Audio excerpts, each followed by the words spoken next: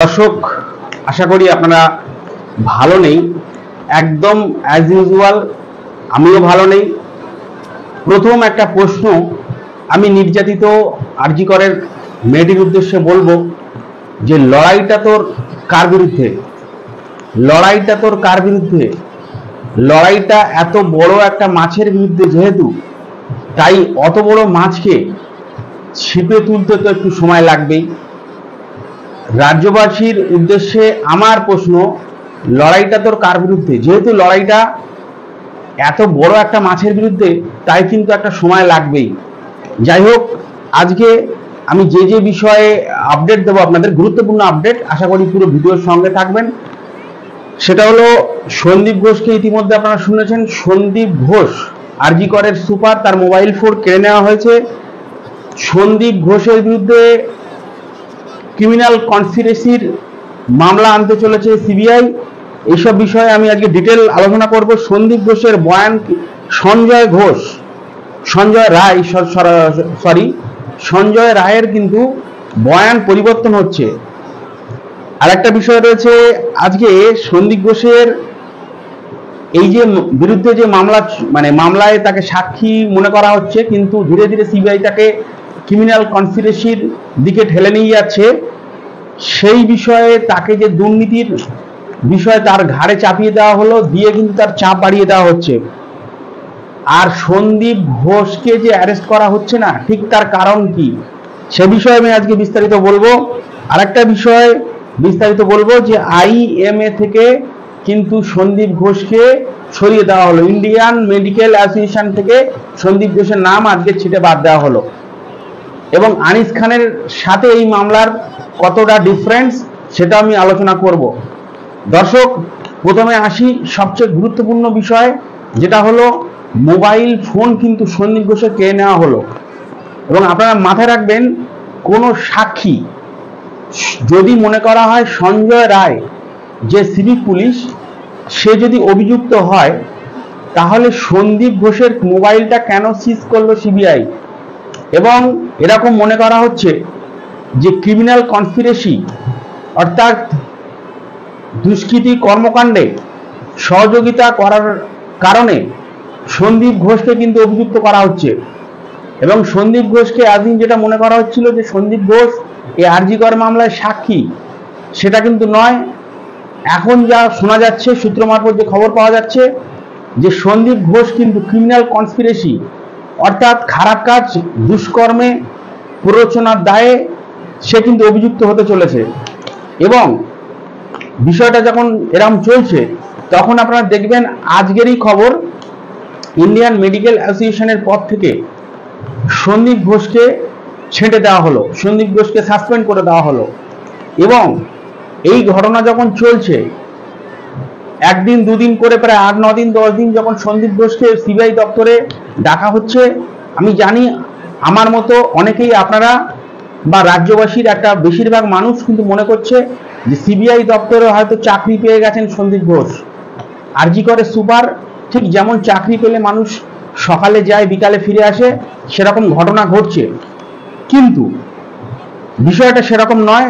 যেহেতু এই সন্দীপ ঘোষ অতি প্রভাবশালী এবং একে কিন্তু বড় মাছ রূপে দেখছে সিবিআই। সিবিআই মনে করছে যে এত বড় মাছ, এবং যে এই মুহূর্তে একটা হসপিটালের সুপার শুধু নয়, সেটাও যদিও একটা গুরুত্বপূর্ণ পোস্ট, তাছাড়াও সে কিন্তু একটা স্বাস্থ্যের গুরুত্বপূর্ণ পদে কিন্তু আসীন রয়েছেন। তাই তাকে যখন তখন মনে হলে কিন্তু অ্যারেস্ট করা যাবে না। সেই জন্য সিবিআই একেবারে সবকিছু প্রমাণ রেডি করে তাকে কিন্তু গ্রেপ্তার করতে চাইছে। এবং এটা বিগ ব্রেকিং নিউজ, সূত্র মারফত যেটা জানা যাচ্ছে, সন্দীপ ঘোষ যে কোনো মুহূর্তে গ্রেপ্তার হবেন খুব শীঘ্রই। এবং তার আগে তার বয়ানে যে একাধিক ত্রুটি বা গরমিল, সেই গরমিলটাকে কিন্তু সামনে এনে একত্রিত করে সন্দীপ ঘোষকে অ্যারেস্ট করতে চাইছে সিবিআই, যাতে সন্দীপ ঘোষ অ্যারেস্ট হলে সে যেন আর ছাড়া না পায় অন্তত কয়েক বছর, 2-3 বছর। এরকম আপডেট আসছে। এছাড়াও এরকম একটা বিষয় চলে আসছে যে সঞ্জয় রায় যে সিভিক পুলিশ যাকে অ্যারেস্ট করা হয়েছিল, সে কিন্তু সিবিআই এর ভেরাটপের মধ্যে আসার পর কিন্তু তার বয়ান বদল হয়ে গেছে। এবং আগে সে কি বলছিল, আগে বলছিল যে সে নাকি পুরো ঘটনা ঘটিয়েছে এবং সে নাকি ফাঁসি চায়, তার নিজের ফাঁসি হোক, সেটা নাকি নিজেই বলেছিল। লালবাজার সূত্রে এর আগে যেটা খবর ভাইরাল হয়েছিল, এখন যেটা শোনা যাচ্ছে যে সিবিআই এর কাছে কিন্তু গিয়ে এই সঞ্জয় রায় সে কিন্তু তার ঘটনাটা অস্বীকার করছে। এবং যেটা মনে করা হচ্ছে যে সেদিন কোনো একটা চক্রান্ত হয়েছিল ওই মেয়েটির সাথে, এবং সেটা সঞ্জয় রায় কিন্তু জানে বা সন্দীপ ঘোষ জানে। এবং এই মুহূর্তে যদি এই বিষয়টা সঞ্জয় রায় সে যদি স্বীকার করে, তাহলে কিন্তু তার নিশ্চিতভাবে তার কিন্তু ফাঁসির সম্ভাবনা রয়েছে। এবং এটা একটা বিরলতম ঘটনা, আপনারা জানেন বিরলতম ঘটনার ক্ষেত্রে কিন্তু ফাঁসি হয়, ফাঁসি এখনো হতে পারে। এবং ভারতীয় ন্যায় সংহিতা অনুযায়ী ফাঁসি এবং রেপের কিন্তু কঠিন শাস্তির ব্যবস্থা রয়েছে। তাই সঞ্জয়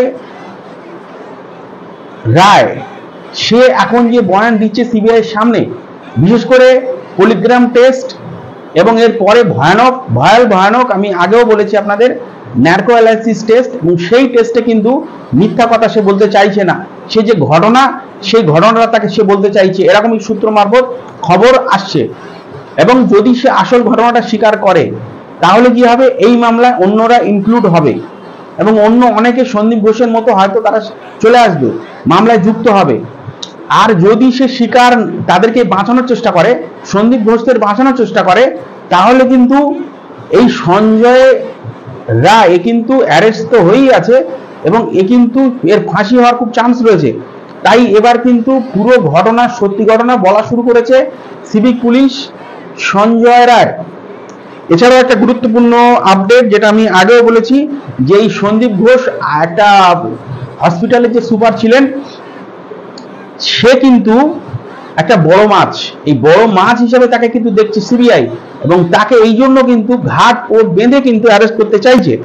এবং আপনারা জানেন কতটা প্রভাবশালী এই সন্দীপ ঘোষ। এর আগে একটা ভিডিও ভাইরাল হয়েছে, আপনারা জানেন, যেখানে দেখা যাচ্ছে সে তার নিজের স্ত্রীকে এবং বাচ্চাকে, নিজের বাচ্চা হওয়ার কয়েকদিন পরে নাকি স্ত্রীর পেটে লাথি মেরেছিল, এবং সেই স্ত্রী নাকি সেও এনআরএস এর ডাক্তার ছিল। তাহলে কতটা প্রভাবশালী ভাবুন, এত কিছু করার পরেও কিন্তু ছাড় পেয়ে যায়। আর একদম লাস্ট আপডেট আমি দিতে চাইছি, সেটা হচ্ছে আনিস খানের মামলা নিয়ে কিন্তু তোলপাড় হয়ে গেছিল একটা সময়, আপনারা জানেন।